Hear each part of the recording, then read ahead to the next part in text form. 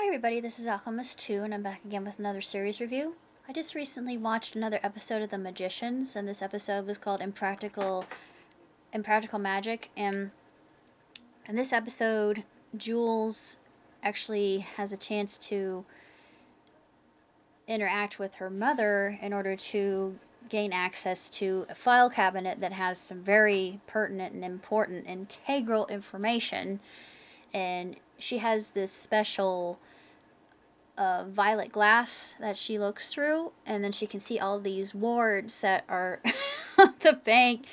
And she says it's nothing that we can't get through, although it will be very arduous. And they do get through all the wards, and of course Jules wants to work alone, and it's pretty obvious why she would want to. And then you've got Penny, Mallory, Quentin, and Alice. Penny and Mallory are paired, and Quentin and Alice are paired. And they're taking on the first year examinations headed by Elliot, who is an upperclassman. And the other upperclassmen are proctoring it, so to speak. And the first challenge that they have to undertake is lighting this fire. Well, Penny and Quentin do so very easily. Of course, they cheat because at first Quentin's talking about it and he's really anxious and he's severely addled about it. When why shouldn't he be? This is unlike anything he's ever done before. He was supposed to go to Yale, way back when, first episode, and this is completely unique from any other experience he's undertaken.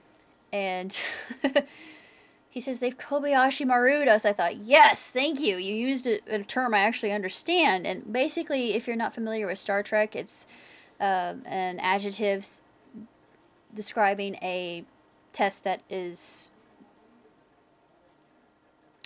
unable to be passed by anybody. No matter how skilled or proficient or intelligent you are, it's rigged and you will fail. Although there were some Starfleet captains that did pass the Kobayashi, but it was almost never, ever, ever done. Anybody who did was always, given accolades and looked at as a respected person with a little extra moxie, I should say. The first one they passed, of course, Elliot congratulates them even though they cheated, and it's kind of counterintuitive because in the real world you don't get praised for taking loopholes and getting the easy way out, although a lot of people do in real life. Second test, they're all given different implementations to find these objects, and of course Quentin he's given this bow and arrow to spear a fish or get a fish, salmon from the river. And Mallory, she's got a rope to get a tree, and Penny's supposed to get a horse, and Alice is supposed to catch a pheasant. She has a net, and then they all realize they have to talk to each other, and they enact a trade, and then they're able to do what's necessary. And I still adore Elliot, even though he can be kind of a douchebag, and he's just sitting there laughing his lovable arse off, and he says, well, since we're now here, you can now serve us some honey pheasant with some roasted salmon over the freshly chopped firewood, and while you're at it, you can take turns blowing the horse. And then he just cracks up, and they're looking at each other like, oh no, you did not ask us to have bestiality with this creature. It's not right. This is just disgusting. And it's so funny.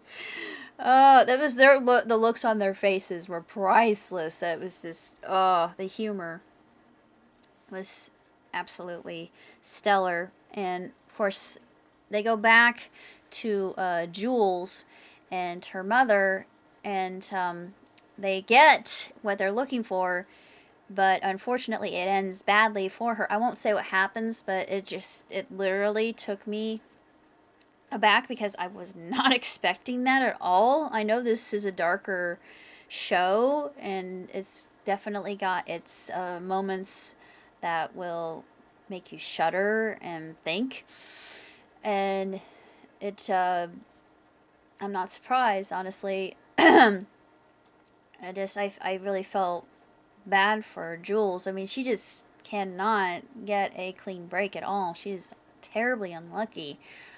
Then the last trial that the students had to overcome was truth telling magic, and this was the most revealing in this episode, I think. They had to strip down to basically their birthday suits, and they both had to bind their arms together, and they had to tell their deepest, darkest secrets to each other. And then I realized why I hate Mallory so much. She's a cruel, vindictive bitch, and, like I said, she deserves Penny, but she was manipulating him and using him, and I thought, Penny, darling, you deserve better. Really, you do. I mean, I know you're a gigantic a-hole sometimes, but really, you can do better. I mean, he's not too awful, but he has some redeeming qualities, granted. But personally, I just feel, even though I did ship those two, I feel he deserves better. And Alice and Quentin really dig into each other's psyches, and near the end, they literally transcend. They turn into geese once their bonds are loose. Once they have told the truth, they pass, of course, but they just oof, they transform, and I was not expecting that either. It was just thought, oh, that's different. And this episode, I mean, these episodes just keep improving as they go on, and I'm completely captivated, and I am so excited to see what'll happen in the next one. So until next time, live long and prosper. Ciao, tutti.